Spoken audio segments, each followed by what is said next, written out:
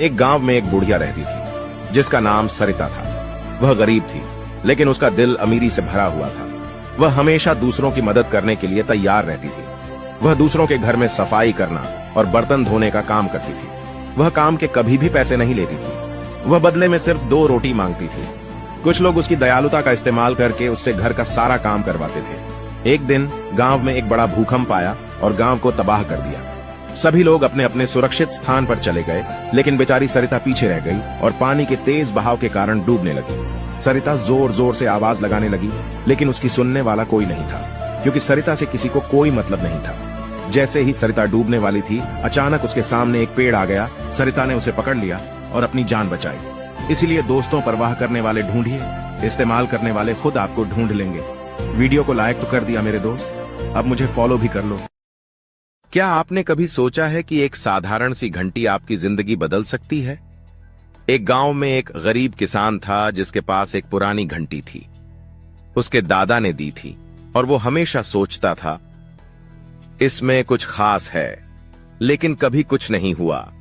फिर एक दिन गांव में भयानक तूफान आ गया। सब लोग डर के मारे घरों में दुबक गए। किसान ने सोचा, चलो इस घंटी को बजाता हूं। जैसे ही उसने घंटी बजाई, पहाड़ से एक चमकदार रोशनी निकली और तूफान थम गया। लोग बस देख रहे थे, जैसे किसी जादू का खेल हो रहा हो। गांव बच गया और सबको समझ आया, जो चीज साधारण लगती है उसमें भी अद्भुत शक्ति हो सकती है। याद रखिए, हर चीज का अपना महत्व होता है। रवि एक छोटे से गांव में रहने वाला किसान था। उसकी फसल लगातार 2 साल से खराब हो रही थी। कर्ज और गरीबी ने उसे निराश कर दिया था। एक दिन उसने हार मान ली और सोचा कि अब आगे कुछ नहीं बचा। उसी समय गांव के बुजुर्ग महेश चाचा ने उससे कहा, रवि, जब धरती सूख जाती है तब हम बारिश की उम्मीद नहीं छोड़ते। हर कठिनाई के बाद एक नई शुरुआत होती है। रवि को यह बात दिल से छू गई। उसने हार मानने के बजाय अपने खेत में नए तरीके से काम करने का निर्णय लिया। वह नई तकनीकों का इस्तेमाल करने लगा और मेहनत से जुट गया। धीरे धीरे उसकी फसल फिर से हरी भरी होने लगी। कुछ ही महीनों में उसने एक शानदार फसल तैयार की। रवि ने सीखा कि हार मान लेना कभी हल नहीं होता। असफलताएं हमें मजबूत बनाने के लिए होती हैं और हर मुश्किल के बाद एक नई शुरुआत होती है।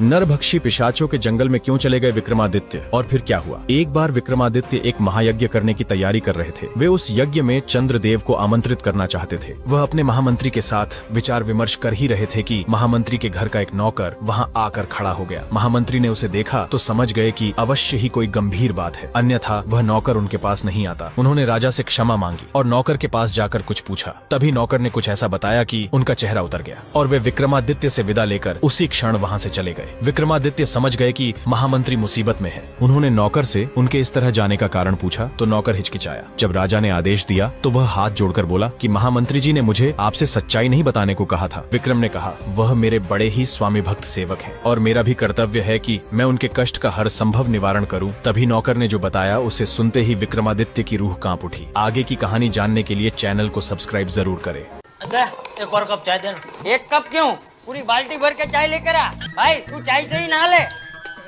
आइडिया अच्छा है बाबूजी। चाय पियो बिस्किट खाओ, चाय पियो बिस्किट खाओ। अब देखो तो चाय चाय चाय। गांधी जी बन, गांधी जी।